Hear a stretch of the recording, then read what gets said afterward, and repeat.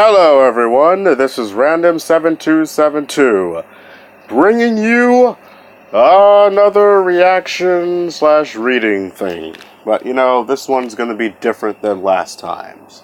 And so let me just drop out a lot of news. First news, Do You Want to Build a Universe has actually saw my, Let's Read Homestuck Delta thing.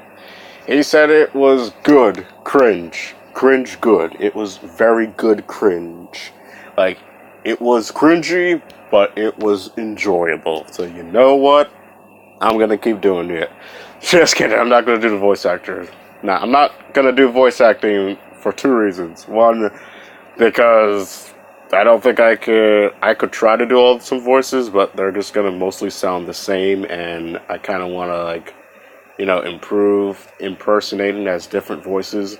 And second, I have a very scratchy throat, sick throat, because I was very sick recently.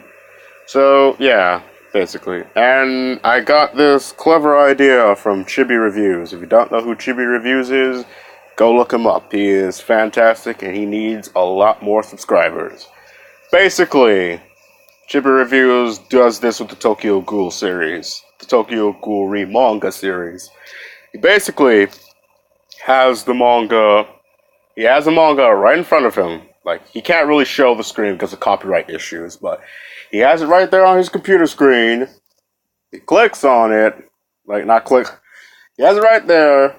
Alright, he reacts and reads each page as a reaction, and he's analyzing all the stuff that's happening on, and once he's done, he just makes a review of what he just read based on his analysis. And I also got that from Sean Ross, too, when he does it. He does a reaction of it, and he does his analysis of each page.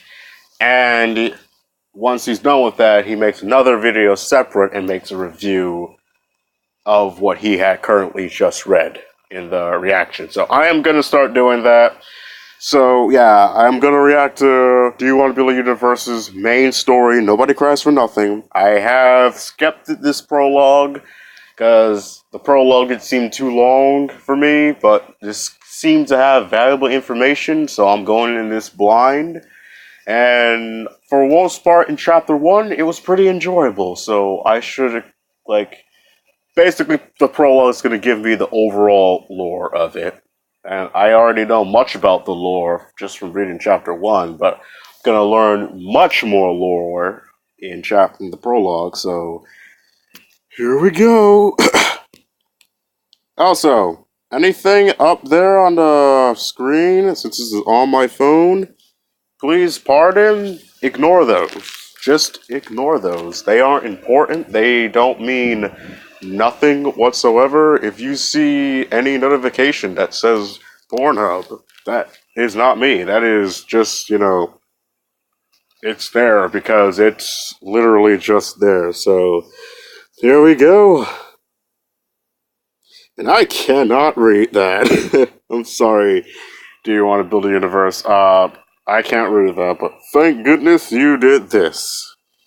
Well, here we go. This is going to be the start to the beginning of my story, and just in case it's kind of hard to read, I have the dialogue in these descriptions. Without further ado, let's get started. What is the meaning of life? A question that has almost an infinite number of answers, each being right and wrong at the same time, their minds trying to find a solution. They push their bodies to the truth. Within their soul, they look as though lost in the spiral of delusion. There was a time when the meaning of life was clear to all, but slued away after a misdeed that could have been ratified so easily with a simple motion. Some call this the most changing choice in all of history, because without it, we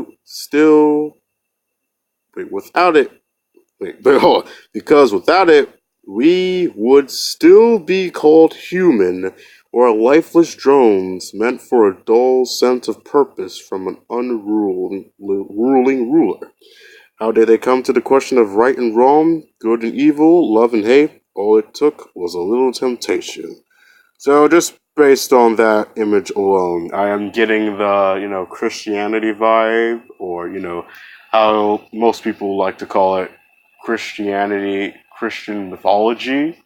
So, very interesting take, because, I mean, you did mention temptation, and Eve was tempted to eat the fruit from the tree of good and evil by Lucifer, the devil.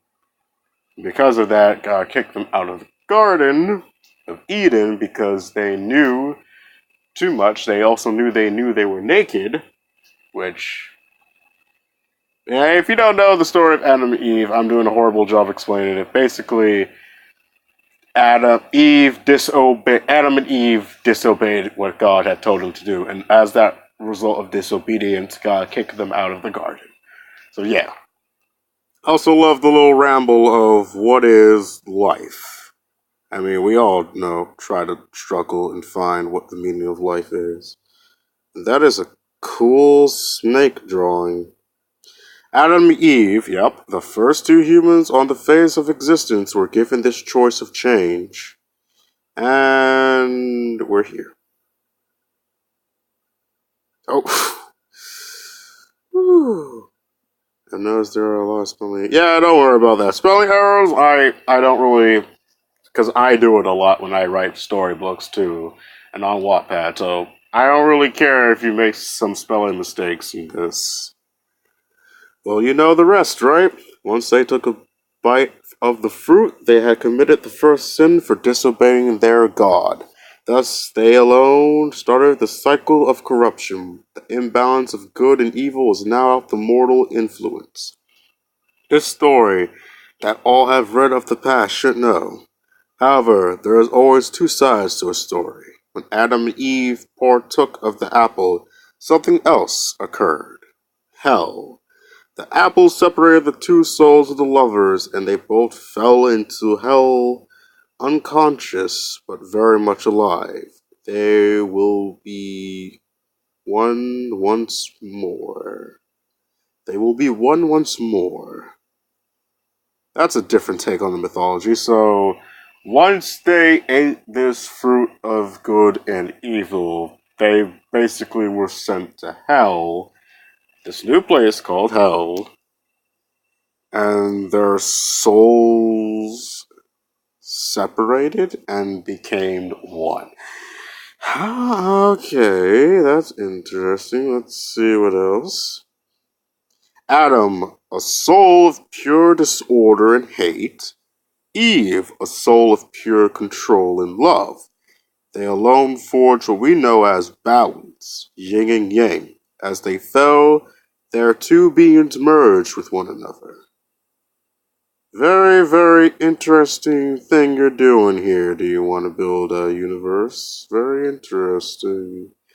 They made a blade that pierced the surface of Limbo, the first circle of hell, and dispels the fog that had trapped countless damned souls to now be free. So because of this sin that Adam and Eve had committed, they basically freed everyone in this limbo circle of hell. I can't tell if that's a good thing or that's a bad thing, but as a new reader, the wise thing for me to do would be hit next and continue on to find out. And there's Lucifer, Prisoner of Hell, level Infinity. I know you did this like a long time ago, but the fact that you're showing levels kind of reminds me of the OKKO thing, the new show on Cartoon Network, They'll show the level of how strong each character is. I'm getting that OKKO feel from when I'm reading this, but I see that's Lucifer and that's Jesus. So wait, does that mean the devil's free? Because if I know correctly, it was Lucifer who took the form of a snake, went up there, and so did Lucifer ascended his, soul conscious or whatever to make Adam and Eve the first two humans to commit this sin so that all the damn souls in the first circle of hell could go free on Earth? Is that what I feel here? Lucifer sensed that something had happened above. He's a prisoner of hell, but he has the freedom to roam the circles as long as the chains stay. He's a prisoner of hell, but he has the freedom to go around the circles as long as he's chained. Okay. Lucifer examined the sword and has no recognition of it ever being here. However, with it, he made it so the souls of Limbo could have a new life, and no longer be trapped and forced to walk in an eternal abyss. To him, this was perfect. So perfect. He wanted to keep it all to himself. Alright, so is the serpent and this Lucifer different? I'm not really sure, because I thought Lucifer, send this snake conscience of himself up there with Adam and Eve to make them do this so that they could all roam free. I had thought about that. I didn't really know. Yeah, whoa. Doing some weird things there. The lost souls of Limbo gather around to watch their leader try and wield the blade, but it seemed as though he was unable to do so. He gave up and just went with the second best thing. Lucifer once divided his soul into seven different parts to run and govern the other circles of hell. He was never able to give a piece to Limbo, for there was no reason, until now. Hell may be a place where the sinners go to suffer, but Lucifer wanted to have what he calls controlled chaos. Lucifer then named this race of demons Pochio. Or Pochio? Interesting. Very interesting. And it looks like my storage wants to act up now, so I'm gonna have to do something about that. In the meantime, let's just finish this up and pause or stop the video here. Then he realized that the name was retarded, so really? Really? Really? Alright, Lucifer said, we're not calling our names something that rhymes with Pinocchio or that, fish girl called Pochio or something. That sounds too stupid. Let's call them something, something else. Then he realized the name was retarded, so he then called them Berrun. Yeah, that's way better. The Berrun are now part of the race of demons stemmed from Lucifer being. Now that Limbo has this race as its lord of the circle, most of the unmarked souls now take on the likeness of them.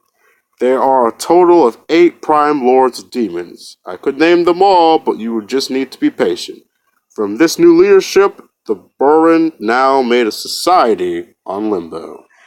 And we shall learn more about this society on Limbo as soon as I fix up the storage space so that the video doesn't do any weird shit with me. So, Random727 signing out. See you in part 2 very soon.